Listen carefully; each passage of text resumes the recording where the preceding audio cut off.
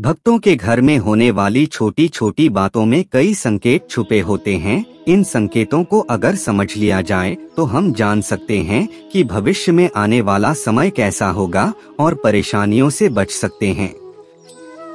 भक्तों, ज्योतिष के अनुसार जब दरिद्रता बढ़ने की संभावना होती है तो घर में छोटी छोटी बातें इशारा करती है। और भक्तों, आज के इस वीडियो में हम आपको वास्तुशास्त्र के बहुत ही अनोखे और अद्भुत विचारों के बारे में बताने जा रहे हैं। दोस्तों, घर के बड़े बुजुर्ग और हमेशा कुछ न कुछ सीखा आते रहे हैं जिससे जीवन में कोई समस्या क्या न हो। और भक्तों, हमारे देश और समाज में संस्कारों का विशेष महत्व है। यह सभी कार्य न केवल भलाई के लिए होते हैं बल्कि आपकी तरक्की को भी प्रभावित करते हैं।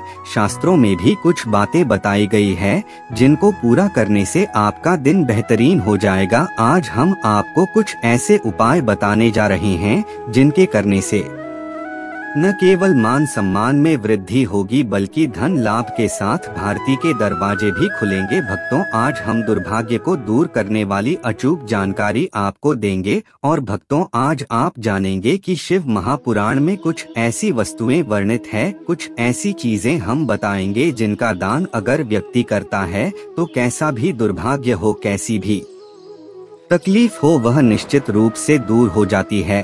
और कभी कभी मनुष्य को कोई ऐसी तकलीफ घेर लेती है, कोई ऐसी परेशानी घेर लेती है जिससे वह स्वयं घुटता रहता है। वो ना किसी को कह पाता है, बता पाता है और न ही उसे उसको निजात मिलती है। तो भक्तों, महादेव की पूजा पाठ और उनकी आराधना करने से समस्त पाप और समस्त कष्ट दूर हो जाते हैं। भक्तों, यह कहना वाली कोई ऐसी बात नहीं है जो सिर्फ आप हवा में कह दें और यह उछाल जाए। महादेवी यानी शिवलिंग। शिवलिंग एक ऐसी चीज है जिसके पास बैठकर आप अपने को कह सकते हैं। सबसे बड़ी जो चीज है वह विश्वास की बात है। अगर भक्तों आप शिवलिंग पर विश्वास करते हैं, शिव महापुराण पर विश्वास करते हैं, तो निश्चित रूप से आपसे जो भी गलती हुई हो, जो भी कष्ट हुआ हो, आप लोग सोमवार के दिन से पूजा आराधना शुरू करें तो निश्चित रूप से आपकी तकलीफ जो है वो दूर हो जाती है।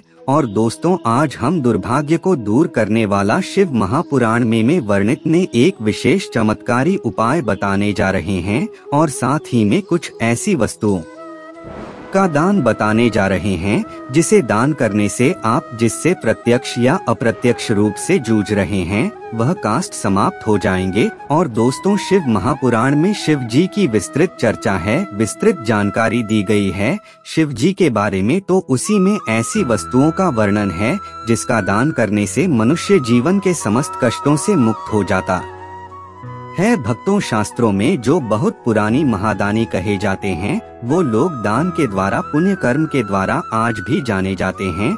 जैसे कारण को ले लीजिए, कारण को कौन नहीं जानता। कारण को महादानी की संध्या दी जाती है, राजा बलि है और राजा हरिश्चंद्र की कथा तो आप सभी जानते होंगे कि कितनी बड़ी रानी थे। स्वप्न में देखने के बाद वे अपने पूरे राज्य का त्याग कर देते हैं। भक्तों, महर्षि दधीची को भी दाने महादानी की श्रेणी में रखा जाता है। महर्षि दधीची ने तो एक कबूतर की रक्षा के लिए अपनी हड्डियों का ही दान कर दिया था, त्याग कर दिया था। भक्तों, ऐसे भी दानी हमारे समाज में होते हैं। प्रदान का यह अर्थ बिल्कुल भी नहीं है कि आप अपनी श्रद्धा और अपनी शक्ति से ऊपर दान करें। भक्तों को भी दान अपनी सामर्थ्य के अनुसार करना चाहिए। और एक चीज और बता दें कि अगर आप कोई भी दान करते हैं तो शास्त्र के अनुसार महादान आपको कई अधिक गुना होकर के वापस प्राप्त होता है। तो कभी भी कोई ऐसी चीज न सोचें कि आप दान कर देंगे तो आपका भंडार को खाली हो जाएगा। शिव पुराण में तो यह भी कहा गया है कि अगर आप शिव जी पर कोई वस्तु अर्पित करते हैं या फिर शिव जी के निर्मित में आप कोई दान करते हैं तो निश्चित रूप से वह 100 गुना होकर के आपको हो जाता है। देखें दोस्तों, हमारा जीवन क्या है, यह शास्त्रों के अनुरूप होकर ही चलता है। तो जब शास्त्र में लिखा है कि वो चीजें हमें 100 गुना अधिक होकर के प्राप्त हो जाएंगी तो दान अवश्य करना चाहिए। क्या क्या दान करना चाहिए, इससे कौन सी परेशानी दूर होती है, आइए आगे देख लेते हैं। लेकिन दोस्तों, उससे पहले आपसे रिक्वेस्ट करते हैं कि वीडियो को लाइक जरूर करिएगा, दोस्तों को शेयर कर दीजिएगा। और अगर आपने अभी तक चैनल को सब्सक्राइब नहीं किया है तो चैनल को सब्सक्राइब करके बेल आइकन जरूर दबाएगा और कमेंट बॉक्स में सच्चे दिल से जय भोलेनाथ हर हर महादेव अवश्य लिखिएगा। आप देखते हैं हमें कौन सा दान करना चाहिए जो बहुत किफायती है, हर कोई दान कर सकता है। और दूसरी चीज कि यह प्रत्यक्ष अप्रत्यक्ष संकट को दूर कर सकता है।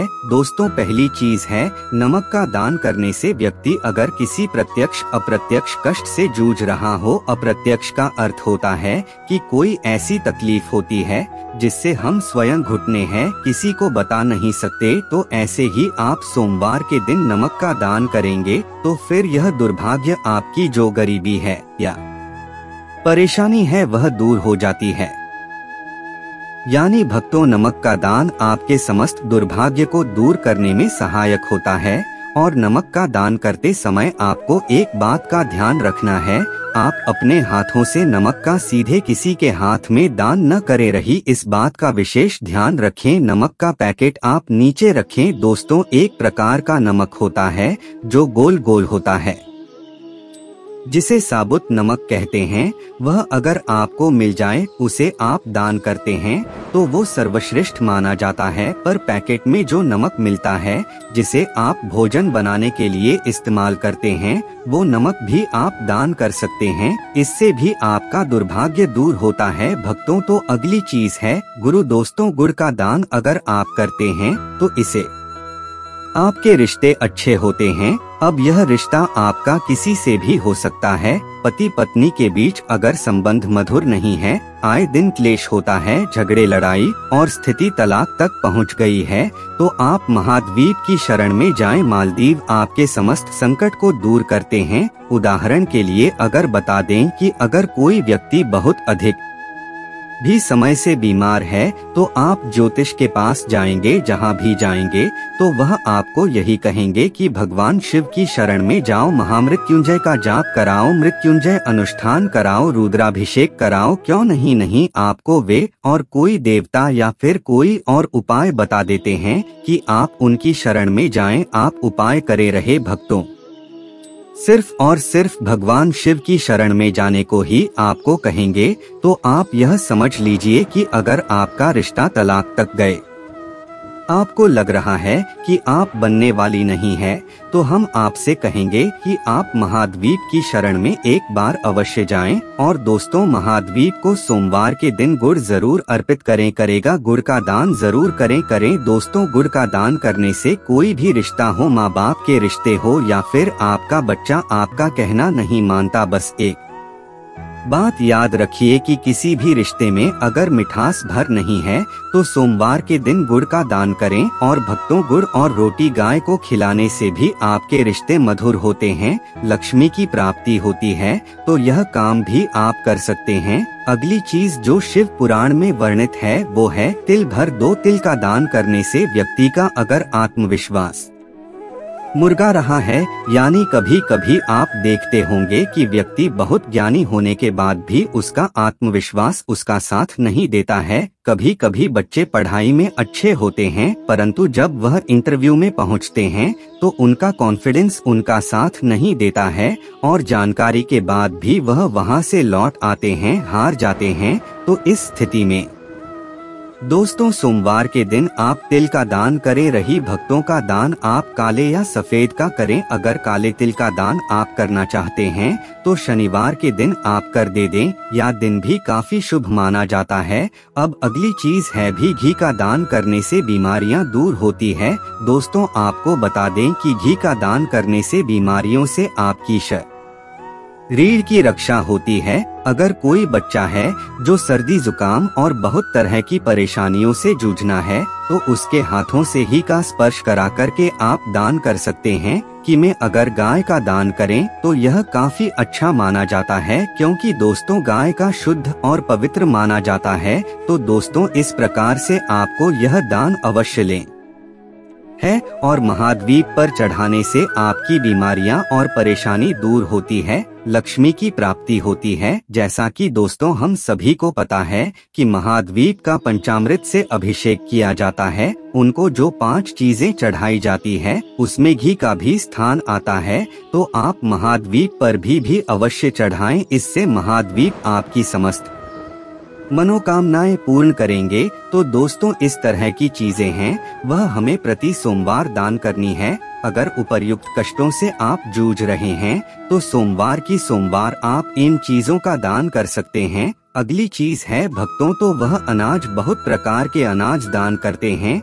जैसे कोई व्रत या उपवास रखते हैं तो फिर अंत समय में जब आप पारण करने जाते हैं तो उसे पूर्व में कहा जाता है कि आप ब्राह्मण भोज कराओ, परंतु ब्राह्मण भोज हर समय संभव नहीं हो पाता है, तो हम ब्राह्मण के निर्मित को अनाज दान कर सकते हैं। भक्तों अनाज दान करने से माँ अन्नपूर्णा आपका भंडार कभी खाली नहीं रखती है। जैसा कि दोस्तों आप सभी जानते हैं कि माँ नमूना शिव की अर्धांगिनी है, माँ जगदम्बा स्वरूप है और उन्होंने भगवान शिव को यह वरदान दिया था कि जो व्यक्ति उनका अनादर नहीं करेगा उसका भंडार कभी खाली नहीं रहेगा। तो यह कोई छोटी सी चीज आप मत समझिएगा कि भंडार खाली नहीं रहेगा। आपके भंडार खाली नहीं रहने का अर्थ है कि आपका घर अन्न और धन से भरा रहेगा। अन्न और धन ये दोनों चीजें एक साथ जोड़ करके इसलिए देखी जाती है कि जिस व्यक्ति के खानपान का जो वैभव है वह भरा रहता है, समृद्धि बनी रहती है, उसके घर में धन की, लक्ष्मी की भी कभी कहीं कोई कमी नहीं रहती है। तो भक्तों इस प्रकार का आप शिव महापुराण में बताए गए समय के अनुसार यानी सोमवार को और काले तिल का दान करना है, तो शनिवार को इस तरह से दान करेंगे तो निश्चित रूप से आपकी ख्याति फैलेगी और आप जिस समस्या से, जिस दुर्भाग्य से जूझ रहे हैं वह भी धीरे धीरे समाप्त हो जाएगा। दोस्तों धीरे धीरे इसीलिए कि को उपाय जादू बिल्कुल नहीं होता था। भगवान के पास जब आप उनकी शरण में जाते हैं, उनके निर्मित अपने कष्टों को दूर करने के निमित्त जब आप किसी चीज का दान करते हैं तो निश्चित रूप से भगवान आपकी थोड़ी देर तक परीक्षा लेते हैं। भक्तों आपको लगेगा कि आपके संकट और बड़े हो रहे हैं, परंतु वह संग बड़े नहीं होते हैं। धीरे धीरे महादेव जी उसको कहते हैं आपका दुख दी हर लेते हैं, आपको सब्र की आवश्यकता है। भक्तों आप जब किसी परेशानी से जूझ रहे हैं तो सब्र रखिए और धीरे धीरे यह उपाय करते रहे। महादेव की कृपा से, भोलेनाथ की कृपा से सब कुछ अच्छा हो जाएगा, आपका जीवन खुशियों से भर जाएगा। भक्तों अगली चीज है कपड़ा। दोस्तों वस्त्र दान करना भी बहुत उत्तम माना जाता है। दोस्तों परमार्थ के लिए अपनी वस्तु के त्याग करने गोदान कहते हैं और दान 4 प्रकार का होता है और शायद दान ज्ञान या शास्त्र दान, अभय दान और आहार दान। दान में दी जाने वाली वस्तु जिसे दान दिया जा रहा है उस पात्र और जिस समय दान दिया जा रहा है उस समय एवं जिस भावना से दान दिया जा रहा है उस भाव, यानी इन 4 बातों की अपेक्षा से दान का फल प्राप्त होता है। और किसी पर करुणा करके जो मदद की जाती है उसे दान नहीं समझना चाहिए। भक्तों इस हाथ से दिया जाए और दूसरे हाथ को पता न लगे कि असल दान वह होता है। करके बखान करना, लालच के वशीभूत देना, नाम करने या पुण्य की अभिलाषा से किया गया दान अकारत होता है। यह दान नहीं फल की कामना से किया काम कहलाता है। जैसे कि मकर संक्रांति पर बहुत सारे लोग वस्त्र दान करते हैं। वस्त्र दान करने से व्यक्ति की उम्र बढ़ती है, व्यक्ति दीर्घायु होता है। तो ऐसे में अगर कोई बीमार है, परेशान, उसकी बीमारी लंबे समय से ठीक नहीं हो रही है तो उसके हाथों से कुछ वस्त्र स्पर्श कराकर आप दान कर दें, या फिर वह व्यक्ति जाने लायक है तो खुद जाकर जरूरतमंदों को दान कर दें। ये उपाय हम नहीं कह रहे हैं, ये उपाय शास्त्रों में वर्णित है, शिव महापुराण में वर्णित है। तो यह उपाय निश्चित रूप से आपकी संपूर्ण समस्याओं को समाप्त करेगा और कैसा भी दुर्भाग्य चल रहा हो धीरे धीरे वह दुर्भाग्य महादेव की कृपा से करने लगेगा। दोस्तों आज के लिए बस इतना ही नहीं, आज की प्राचीन जानकारी आपको कैसी लगी हमें कमेंट बॉक्स में जरूर बताएं और हाँ, वीडियो को लाइक करना ना भूले ही और कमेंट बॉक्स में सच्चे दिल से जय जय भोलेनाथ लिखना न भूले। धन्यवाद।